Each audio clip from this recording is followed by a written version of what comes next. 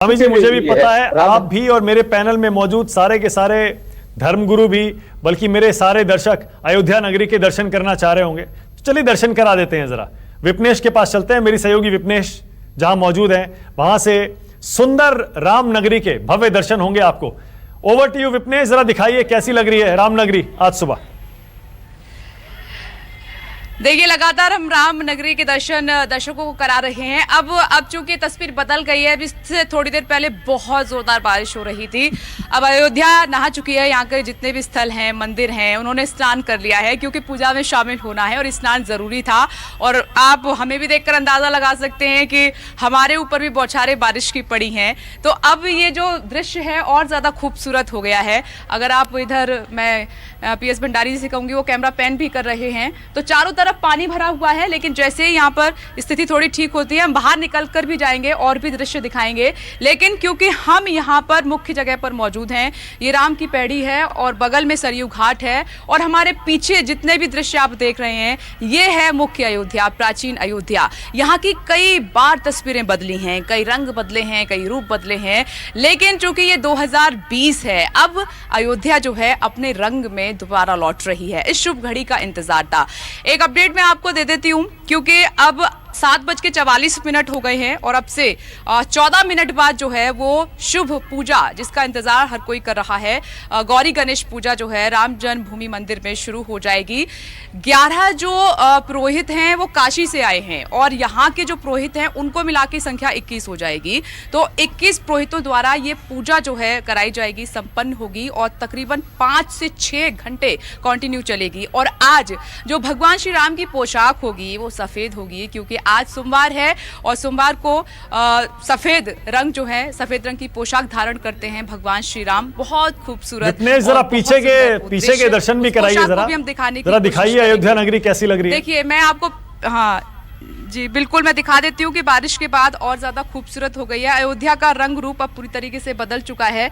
ये देखिए, आप चारों तरफ पानी भरा हुआ है। ये राम की पैड़ी है, वहां पर बहुत खूबसूरत दृश्य है, और यहाँ पर रात का नजारा और अद्भुत होगा, एकदम अलग होगा। वो भी हम आपको दिखाने की कोशिश करेंगे। देखिए, पुरोहित जी भी हमारे साथ यहाँ पर आ गए हैं, हम उनसे बातचीत करेंगे। और ये जो आप दृश्य देख रहे हैं, इससे पहले ये तस्वीरें दर्शकों ने नहीं देखी होंगी, नहीं निहारी होंगी। अब इधर नजर डालेंगे। देखिए, यहाँ पर मीडिया कर्मियों का भी जमावड़ा है, लेकिन अभी क्योंकि बारिश ने थोड़ा सा रोक दिया है, लेकिन फिर से वो सिलसिला शुरू हो जाएगा। चारों तरफ पानी ही पानी भरा हुआ है। उजली सी, सुंदर सी, खूबसूरत सी अभी अयोध्या नजर आ रही है। तैयारियां पूरी हैं। आज से लेकर सिलसिला शुरू हो गया है। दीपोत्सव का, गौरी गणेश पूजन का, रक्षाबंधन है, सावन का आखिरी सोमवार है, तमाम मंदिरों में पूजा चल रही है। लेकिन कम संख्या में भक्त हैं, लेकिन बहुत उत्साहित हैं पूरी तैयारियों के साथ। देखिए, खास बात यह है कि आपने एक सवाल उठाया था कि ऐसी भव्य तैयारियां अयोध्या में कभी नहीं देखने को मिली। ये बात सच है, लेकिन जो आज तैयारियां हैं, जैसे अयोध्या नजर आ रही है, इसकी तैयारियां मन में, दिल में, घर में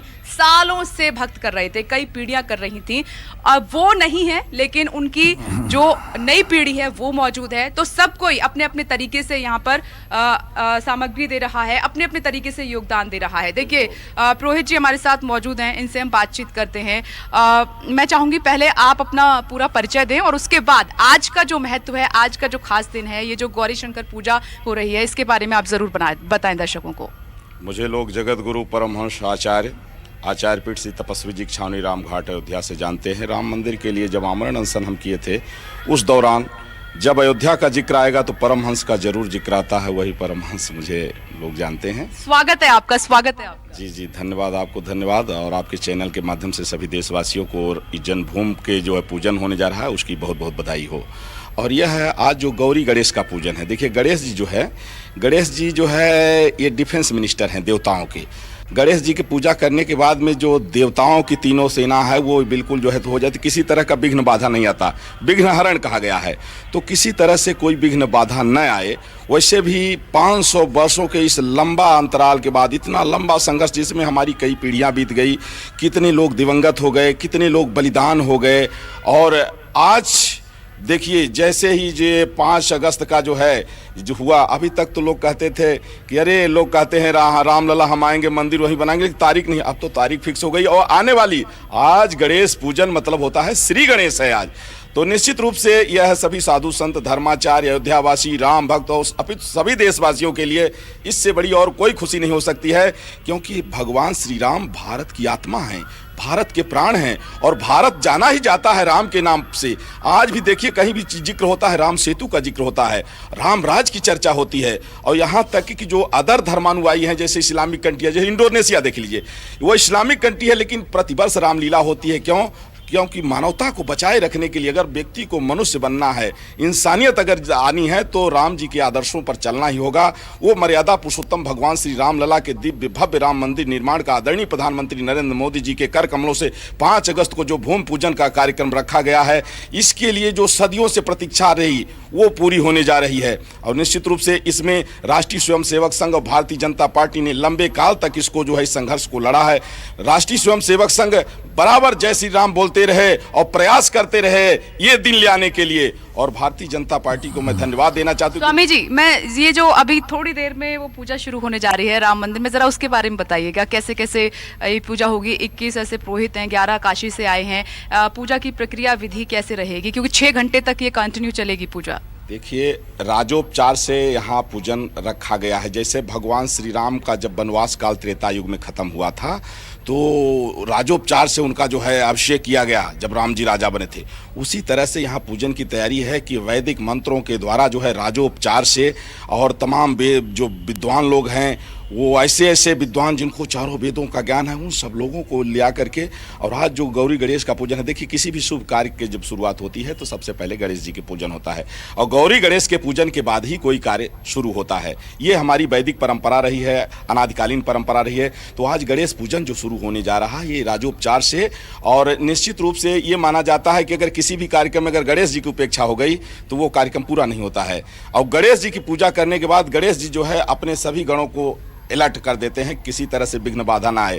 देखिए तमाम तरह से कितना संघर्ष झेलने के बाद तो हम लोग ये दिन देख रहे हैं, कितना संघर्ष झेला गया, कितने हमारे राम भक्तों ने अपने जीवन को भी कर दिया, कितने परिवार के भाई चले गए, कितने परिवार के जो है तो घर शून्य हो गए, तब आज ये दिन आ रहा है। तो ये एक लंबा काल रहा जो संघर्ष भरा रहा।